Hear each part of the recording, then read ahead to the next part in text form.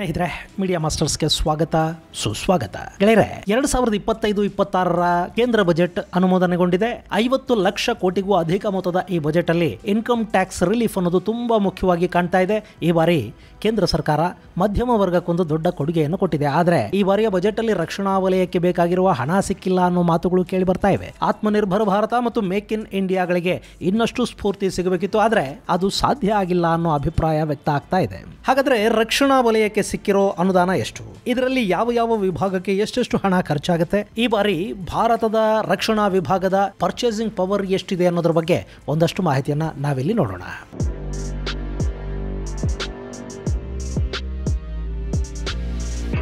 ಗೆಳೆಯರೆ, ಹಣಕಾಸು ಸಚಿವೆ ನಿರ್ಮಲಾ ಸೀತಾರಾಮನ್ ತಮ್ಮ ಕಡಿಮೆ ಅವಧಿಯ ಬಜೆಟ್ ಭಾಷಣದಲ್ಲಿ 1 ವರ್ಷದ ಭಾರತದ ಹಣಕಾಸು ಭವಿಷ್ಯವನ್ನ ವಿವರಿಸಿದ್ದಾರೆ.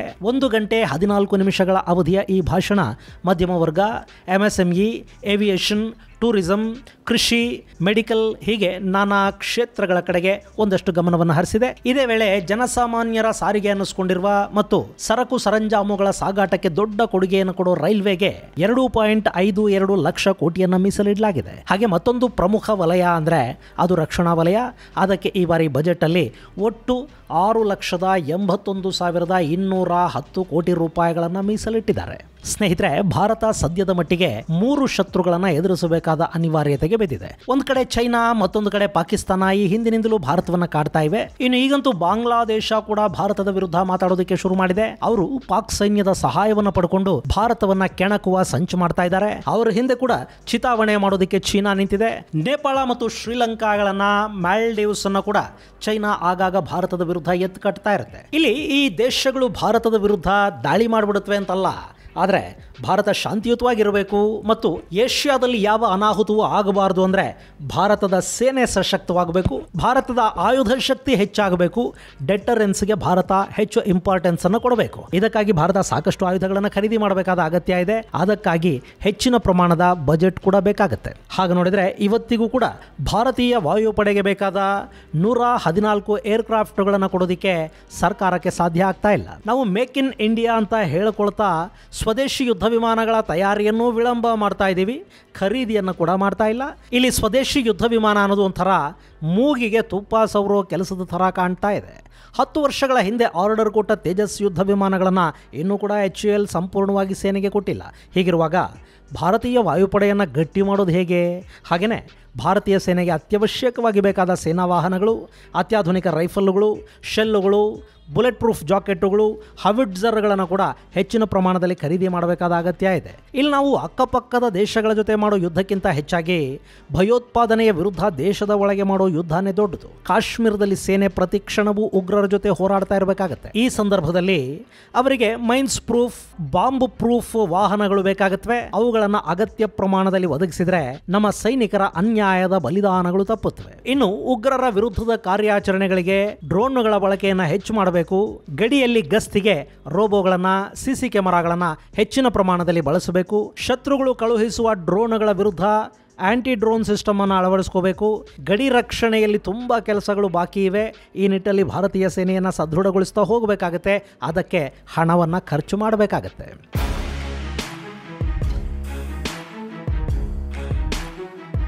ಇನ್ನು ಆಯುಧಗಳ ಆತ್ಮನಿರ್ಭರತೆ ಅನ್ನೋದು ನಮಗಿನ್ನೂ ಸಾಧ್ಯ ಆಗ್ತಾ ಇಲ್ಲ. ಚೈನಾ ಅತ್ಯಾಧುನಿಕ ಆಯುಧಗಳನ್ನು, ಸ್ಟೆಲ್ತ್ ಯುದ್ಧ ವಿಮಾನಗಳನ್ನು ತಯಾರು ಮಾಡ್ಕೊಳ್ತಾ ಇದೆ. ಆದರೆ ನಮಗಿನ್ನೂ ಬಲಿಷ್ಠ ಡ್ರೋನ್ಗಳನ್ನು ಮಾಡ್ಕೊಳ್ಳೋದಕ್ಕೆ ಕೂಡ ಸಾಧ್ಯ ಆಗಿಲ್ಲ. ನಾವು ನ್ಯಾಯಯುತವಾಗಿ ಲೈಸೆನ್ಸ್, ಜಂಟಿ ತಯಾರಿಕೆ, ಟೆಕ್ನಾಲಜಿ ಟ್ರಾನ್ಸ್ಫರ್ ಅಂತ ಅವರಿವರನ್ನು ಏನೇನೋ ಕೇಳ್ತಾ ಇದ್ರೆ ನಮ್ಮ ಶತ್ರುಗಳು ರಿವರ್ಸ್ ಇಂಜಿನಿಯರಿಂಗ್ ಮೂಲಕ ತಮಗೆ ಬೇಕಾದನ್ನು ಮಾಡ್ಕೊಳ್ತಾ ಹೋಗ್ತಾ ಇದ್ದಾರೆ. ಯಾಕೆ ಹೀಗೆ ಅಂದರೆ ನಮ್ಮ ರಕ್ಷಣಾ ಬಜೆಟಲ್ಲಿ ರಿಸರ್ಚ್ ಆ್ಯಂಡ್ ಡೆವಲಪ್ಮೆಂಟ್ಗೆ ಬೇಕಾದ ಹಣವನ್ನು ನಾವು ಒದಗಿಸ್ತಾ ಇಲ್ಲ. ಮೊನ್ನೆ ಇರಾನಿನ ಡ್ರೋನ್ ಬಗ್ಗೆ ಒಂದು ವಿಡಿಯೋದಲ್ಲಿ ನಿಮಗೊಂದಷ್ಟು ಮಾಹಿತಿಯನ್ನು ಹೇಳಿದ್ದೆ. ಅದಕ್ಕೆ ಪಾಪ ಇರಾನಿನ ಭಕ್ತನೊಬ್ಬ ಏನೋ ಕಾಮೆಂಟ್ ಮಾಡಿದ್ದ. ಇಲ್ಲಿ ಭಾರತಕ್ಕೆ ಇದನ್ನೆಲ್ಲ ಮಾಡ್ಕೊಳ್ಳೋದಕ್ಕೆ ಯಾಕೆ ಸಾಧ್ಯ ಆಗ್ತಾ ಇಲ್ಲ ಅಂದರೆ ಈ ಇರಾನ್, ಪಾಕಿಸ್ತಾನದಂತಹ ದೇಶಗಳ ಭಕ್ತರಿದ್ದಾರೆ ನೋಡಿ, ಅವರು 4 बीवी 24 ಬಚ್ಚೆ ಮಾಡ್ಕೊಳ್ತಾ ಹೋಗ್ತಾ ಇದ್ರೆ ಅವರನ್ನು ಸಾಕಬೇಕಾದ ಜವಾಬ್ದಾರಿ ಕೂಡ ಸರ್ಕಾರದ್ದೇ ಆಗುತ್ತೆ ನೋಡಿ. ನಮ್ಮ ಬಜೆಟ್ ಅನ್ನು ಒಂದು ಬಾರಿ ನಾವು ನೋಡಿದ್ರೆ ಅದರಲ್ಲಿ ಸುಮಾರು 2,03,420 ಕೋಟಿ ರೂಪಾಯಿಗಳನ್ನ ಆಹಾರ ಭದ್ರತೆಗಾಗಿ ಖರ್ಚು ಮಾಡಲಾಗ್ತಾ ಇದೆ. ಇದು ಬರೀ ಫುಡ್ ಸ್ಕೀಮ್ಗಾಗಿ ಖರ್ಚಾಗ್ತಾ ಇರೋ ಹಣ. ಇನ್ನುಳಿದ ಸರ್ಕಾರಿ ಸ್ಕೀಮ್ಗಳ ಬಗ್ಗೆ ಇಲ್ಲಿ ಮಾತಾಡೋದೇ ಬೇಡ. ನಮ್ಮ ದೇಶದಲ್ಲಿ ಆದಾಯ ತೆರಿಗೆ ಕಟ್ಟೋರು ಬರೀ 2.2% ಜನ ಮಾತ್ರ. ಅವರು ಕಟ್ಟೋ ತೆರಿಗೆ ದೇಶದ ಒಟ್ಟು ಬಜೆಟ್ಗೆ 22% ಕೊಡುಗೆಯನ್ನು ಕೊಡಬೇಕು. ಅದೇ ಹಣದಲ್ಲೇ ತೆರಿಗೆ ಕಟ್ಟದ ವರ್ಗವನ್ನು ಸಾಕಬೇಕು. ದುಡಿಯದ ವರ್ಗಗಳನ್ನು ಸಾಕೋದಿಕ್ಕೆ ಈ ಹಿಂದಿನ ಸರ್ಕಾರಗಳೆಲ್ಲ ಮಾಡಿಕೊಂಡು ಬಂದಿರೋ ಸಾಲನ ತೀರಿಸಲೂ ಹೋಗಬೇಕು. ಹೀಗಿರುವಾಗ ಬೇರೆ ಅಗತ್ಯಗಳಿಗೆ ಹಣ ಒದಗಿಸೋದಕ್ಕೆ ಹೇಗೆ ಸಾಧ್ಯ ಆಗುತ್ತೆ? ಅದರ ಪರಿಣಾಮ ಏನು ಅಂದರೆ ಡಿಫೆನ್ಸ್ ವಿಭಾಗಕ್ಕೆ ಈ ಬಾರಿ ಕೂಡ ನಿರೀಕ್ಷಿಸಿದಷ್ಟು ಹಣ ಸಿಗ್ತಾ ಇಲ್ಲ. ಹೇಳಿದ್ರೆ ಈ ಬಾರಿಯ ಬಜೆಟ್ ಅಲ್ಲಿ 8 ಲಕ್ಷ ಕೋಟಿಯವರೆಗೆ ರಕ್ಷಣಾ ಬಜೆಟ್ ಅನ್ನ ಮೀಸಲಿಡಬಹುದು ಅಂತ ನಿರೀಕ್ಷೆ ಮಾಡಲಾಗ್ತಾ ಇತ್ತು. ಆದರೆ ಸುಮಾರು 6,81,000 ಕೋಟಿ ರೂಪಾಯಿಗಳನ್ನ ಡಿಫೆನ್ಸ್ಗೆ ಈ ಬಾರಿ ಮೀಸಲಿಡಲಾಗಿದೆ. ಕಳೆದ ಬಾರಿ ಇದು 6,21,000 ಕೋಟಿಯಷ್ಟಿತ್ತು. ಈ ಬಾರಿ ಸ್ವಲ್ಪ ಹೆಚ್ಚು ಮಾಡಿರೋದು ಕಾಣ್ತಾ ಇದೆ. 6,81,000 ಕೋಟಿ ಅಂತ ನಿಮ್ಗೆ ಅನ್ನಿಸ್ತಾ ಇದೆಯೇನೋ? ಅದರಲ್ಲಿ ಕ್ಯಾಪಕ್ಸ್ಗೆ ಅಂದರೆ ಯುದ್ಧೋಪಕರಣಗಳ ಖರೀದಿಗೆ, ಆಯುಧಗಳ ತಯಾರಿಗೆ, ಸೇನಾ ಆಧುನೀಕರಣಕ್ಕೆ, ಹೀಗೆ ಅಗತ್ಯ ವಸ್ತುಗಳನ್ನು ಖರೀದಿ ಮಾಡೋದಕ್ಕೆ ಭಾರತೀಯ ರಕ್ಷಣಾ ವಲಯಕ್ಕೆ ಈ ಬಾರಿ ಸಿಕ್ಕಿರೋದು ಬರೀ 1,90,387 ಕೋಟಿ ರೂಪಾಯಿ ಮಾತ್ರ. ಕಳೆದ ಬಾರಿ ಅದು 1,70,000 ಕೋಟಿ ಆಗಿತ್ತು. ಈ ಬಾರಿ ಒಂದು 22,000 ಕೋಟಿಯನ್ನು ಇಲ್ಲಿ ಹೆಚ್ಚು ಮಾಡಿದ್ದಾರೆ. ಇನ್ನುಳಿದಂತೆ ಬಜೆಟ್ ಮೊತ್ತದಲ್ಲಿ 4,88,822 ಕೋಟಿ ರೂಪಾಯಿಗಳನ್ನು ರೆವಿನ್ಯೂ ಎಕ್ಸ್ಪೆಂಡಿಚರ್ಗೆ ಬಳಸಲಾಗುತ್ತೆ. ಅದರಲ್ಲಿ 1,60,795 ಕೋಟಿ ರೂಪಾಯಿಯಷ್ಟು ಹಣ ನಿವೃತ್ತ ಯೋಧರ ಪೆನ್ಷನ್ಗೆ ಹೋಗುತ್ತೆ. ಇನ್ನು ಈಗ ಅಲೋಕೇಟ್ ಆಗಿರುವ ಹಣದಲ್ಲಿ 48,614 ಕೋಟಿ ರೂಪಾಯಿಗಳನ್ನು ಏರ್ಕ್ರಾಫ್ಟ್ ಮತ್ತು ಏರೋ ಎಂಜಿನ್ಗಳಿಗಾಗಿ ಮೀಸಲಿಟ್ಟಿದ್ದಾರೆ. ಇನ್ನುಳಿದಂತೆ 24,390 ಕೋಟಿ ರೂಪಾಯಿಗಳನ್ನು ನೌಕಾಪಡೆಗೆ ಕೊಡಲಾಗ್ತಾ ಇದ್ರೆ 63,099 ಕೋಟಿ ರೂಪಾಯಿಗಳನ್ನು ಬೇರೆ ಬೇರೆ ಯುದ್ಧೋಪಕರಣಗಳ ಖರೀದಿಗೆ ಬಳಸಲಾಗುತ್ತೆ ಅಂತ ನಿರ್ಮಲಾ ಸೀತಾರಾಮನ್ ಹೇಳ್ತಾ ಇದ್ದಾರೆ. ಹಾಗೆ ನೋಡಿದ್ರೆ ಈ ಬಾರಿ ರಕ್ಷಣಾ ಬಜೆಟ್ ಕಳೆದ ಬಾರಿ ಬಜೆಟ್ಗಿಂತ 9.5% ಹೆಚ್ಚಾಗಿದೆ. ಅದು $79 ಬಿಲಿಯನ್ ಸಮ ಅಂತ ಹೇಳ್ತಾ ಇದ್ದಾರೆ. ಆದರೆ ಈ ಬಾರಿ ಭಾರತ ಕನಿಷ್ಠ $100 ಬಿಲಿಯನ್ ರಕ್ಷಣಾ ಬಜೆಟ್ ಅನ್ನ ಎಕ್ಸ್ಪೆಕ್ಟ್ ಮಾಡ್ತಾ ಇತ್ತು. ಸದ್ಯದ ಪರಿಸ್ಥಿತಿಯಲ್ಲಿ ಭಾರತ ಹೆಚ್ಚು ಗಮನವನ್ನು ಆಯುಧ ತಯಾರಿಕೆ ಹಾಗೂ ಆಯುಧಗಳ ಖರೀದಿಗೆ ಕೊಡಬೇಕಾಗಿತ್ತು.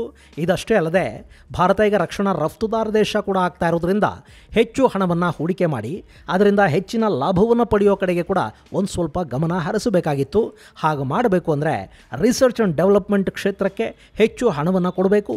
ಆದರೆ ನಿರ್ಮಲಾ ಸೀತಾರಾಮನ್ ಈ ಬಾರಿ ನಿರೀಕ್ಷಿಸಿದಷ್ಟು ಹಣವನ್ನು ರಕ್ಷಣಾ ವಲಯಕ್ಕೆ ಕೊಟ್ಟಿಲ್ಲ ಅನ್ನೋ ಕೊರಗಂತೂ ಕಾಡ್ತಾ ಇದೆ.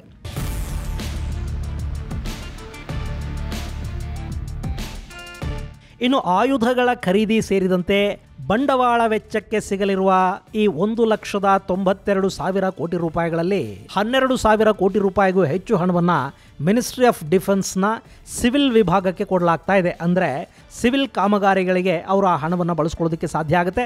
ಈ ಬಾರ್ಡರ್ ಆ್ಯಂಡ್ ರೋಡ್ ಆರ್ಗನೈಸೇಷನ್ ಗಡಿ ರಸ್ತೆಗಳನ್ನು, ಸೇತುವೆಗಳನ್ನು ನಿರ್ಮಾಣ ಮಾಡೋದಕ್ಕೆ ಈ ಹಣವನ್ನು ಬಳಕೆ ಮಾಡುತ್ತೆ. ಹಾಗೆಯೇ 3,11,732 ಕೋಟಿ ರೂಪಾಯಿ ರೆವಿನ್ಯೂ ಎಕ್ಸ್ಪೆಂಡಿಚರ್ಗೆ ಅಂದರೆ ವೇತನ, ಪಿಂಚಣಿ ಹಾಗೂ ಇನ್ನಿತರ ಆಡಳಿತಾತ್ಮಕ ವೆಚ್ಚಗಳಿಗೆ ಬಳಕೆ ಆಗುತ್ತೆ. ಅದರಲ್ಲಿ 1.6 ಲಕ್ಷ ಕೋಟಿಯಷ್ಟು ಹಣವನ್ನು ಪೆನ್ಷನ್ಗೆ ಖರ್ಚು ಮಾಡ್ತಾರೆ.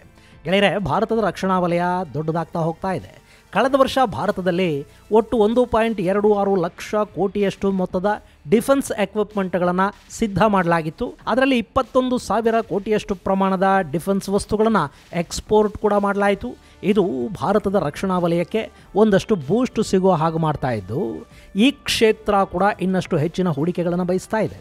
ಇನ್ನು ಭಾರತ ನೌಕಾಪಡೆಗಾಗಿ ಫ್ರಾನ್ಸ್ನ ಡೆಸಾಲ್ಟ್ ನಿರ್ಮಿತ ರಫೇಲ್ ಯುದ್ಧ ವಿಮಾನಗಳನ್ನು ಖರೀದಿ ಮಾಡ್ತಾ ಇದೆ. 26 ಮರೈನ್ ರಫೇಲ್ಗಳನ್ನು ಒಟ್ಟು 63,000 ಕೋಟಿ ಕೊಟ್ಟು ಖರೀದಿ ಮಾಡ್ತಾ ಇದ್ದಾರೆ. ಹಾಗೆಯೇ 38,000 ಕೋಟಿ ವೆಚ್ಚದಲ್ಲಿ ಸ್ಕಾರ್ಪಿಯನ್ ಕ್ಲಾಸ್ ಸಬ್ಮರಿನ್ಗಳನ್ನು ಖರೀದಿ ಮಾಡಬೇಕಿದೆ. ಇನ್ನು 156 ಪ್ರಚಂಡ ಹೆಲಿಕಾಪ್ಟರ್ಗಳ ಖರೀದಿಯ ಮೊತ್ತ 53,000 ಕೋಟಿಯನ್ನು ಮುಟ್ಟುತ್ತೆ. ಹಾಗೆಯೇ 8,500 ಕೋಟಿ ರೂಪಾಯಿ ವೆಚ್ಚದಲ್ಲಿ 307 ಟೋಡ್ ಆರ್ಟಿಲರಿಗಳನ್ನು ಖರೀದಿ ಮಾಡ್ತಾ ಇದ್ದಾರೆ. ಸೊ ಇಲ್ಲಿ ಭಾರತ ಈಗಾಗಲೇ ಖರೀದಿಗೆ ಮುಂದಾಗಿರುವ ಆಯುಧಗಳಿಗೆ ಬೇಕಿರುವ ಒಟ್ಟು ಮೊತ್ತ ಸರಿಸುಮಾರು 1,62,000 ಕೋಟಿಯನ್ನು ಮೀರುತ್ತೆ. ಇದನ್ನು ಹೊರತುಪಡಿಸಿ ಭಾರತ ಇನ್ನು ಏರ್ಕ್ರಾಫ್ಟ್ಗಳನ್ನು ಖರೀದಿ ಮಾಡಬೇಕಿದೆ. ಸಬ್ಮರಿನ್ಗಳನ್ನು, ಹೆಲಿಕಾಪ್ಟರ್ಗಳನ್ನು, ಏರ್ ಡಿಫೆನ್ಸ್ ಸಿಸ್ಟಮ್, ಆ್ಯಂಟಿ ಟ್ಯಾಂಕ್ ಗೈಡೆಡ್ ಮಿಸೈಲ್ಗಳು, ಹೀಗೆ ಸಾಕಷ್ಟು ಪ್ರಮಾಣದ ಬೇರೆ ಬೇರೆ ಖರೀದಿ ಪ್ರಕ್ರಿಯೆಗಳು ನಡೀಬೇಕಿದೆ. ಇದೆಲ್ಲವನ್ನು ಗಮನಿಸಿದರೆ ರಕ್ಷಣಾ ಕ್ಷೇತ್ರಕ್ಕೆ ಸಿಗ್ತಾ ಇರೋ ಹಣ ಸಾಕಾಗತ್ತೆ ಅಂತೇನು ಅನ್ನಿಸ್ತಾ ಇಲ್ಲ. ಇನ್ನು ರಕ್ಷಣಾ ಬಜೆಟ್ನ ಅಲೋಕೇಶನ್ ಅನೌನ್ಸ್ ಆಗ್ತಿದ್ದ ಹಾಗೆ ಡಿಫೆನ್ಸ್ ಕಂಪನಿಗಳಾದ HAL, BEL, BHEL, BEMLಗಳ ಷೇರುಗಳ ಮೌಲ್ಯ ಸುಮಾರು 6%ನಷ್ಟು ಕುಸಿತ ಉಂಟಾಗಿದೆ. ಹಾಗೆಯೇ ಖಾಸಗಿ ಕಂಪನಿಗಳ ಷೇರು ಮೌಲ್ಯ ಕೂಡ -9%ನಷ್ಟು ಕಡಿಮೆ ಆಗಿದೆ. ಗೆಳೆಯರೆ, ಇವತ್ತು ಜಗತ್ತಲ್ಲಿ ಅತಿ ಹೆಚ್ಚು ಹಣವನ್ನು ರಕ್ಷಣಾ ವಲಯದ ಮೇಲೆ ಖರ್ಚು ಮಾಡ್ತಾ ಇರೋದು ಅಮೆರಿಕ. 2ನೇ ಸ್ಥಾನದಲ್ಲಿ ಚೈನಾ ಇದೆ. ಚೈನಾ ಒಟ್ಟು $296 ಬಿಲಿಯನ್ ರಕ್ಷಣೆಗಾಗಿ ಖರ್ಚು ಮಾಡ್ತಾ ಇದೆ. ಅಂದರೆ ಭಾರತದ ರಕ್ಷಣಾ ಬಜೆಟ್ ಏನಿದೆ ಅದರ 4 ಪಟ್ಟು ಹಣವನ್ನು ಚೈನಾ ಸೇನೆ ಹಾಗೂ ಆಯುಧಗಳ ಮೇಲೆ ಖರ್ಚು ಮಾಡ್ತಾ ಇದ್ದಾರೆ. ಇನ್ನು ಮೊದಲ ಸ್ಥಾನದಲ್ಲಿರೋ ಅಮೆರಿಕ ಭಾರತಕ್ಕಿಂತ 10 ಪಟ್ಟು ಹೆಚ್ಚು ಹಣವನ್ನು ಡಿಫೆನ್ಸ್ ಮೇಲೆ ಖರ್ಚು ಮಾಡ್ತಾ ಇದೆ. ಅವರು ಸುಮಾರು $916 ಕೋಟಿ ಖರ್ಚು ಮಾಡ್ತಾರೆ. ಇನ್ನುಳಿದಂತೆ ರಷ್ಯಾ $130 ಬಿಲಿಯನ್ ಹಣವನ್ನು ರಕ್ಷಣೆಗಾಗಿ ಖರ್ಚು ಮಾಡುತ್ತೆ.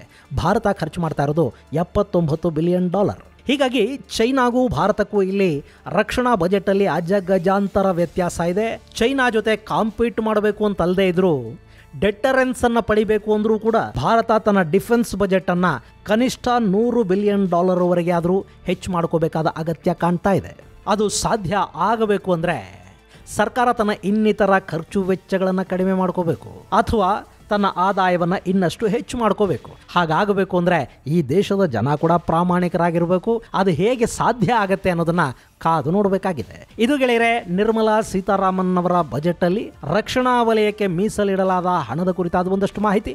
ಮುಂದಿನ ಸಂಚಿಕೆಯಲ್ಲಿ ಮತ್ತಷ್ಟು ವಿಶೇಷಗಳ ಜೊತೆ ಮತ್ತೆ ಭೇಟಿಯಾಗೋಣ. ಅಲ್ಲಿವರೆಗೆ ಜೈ ಹಿಂದ್, ಜೈ ಕರ್ನಾಟಕ.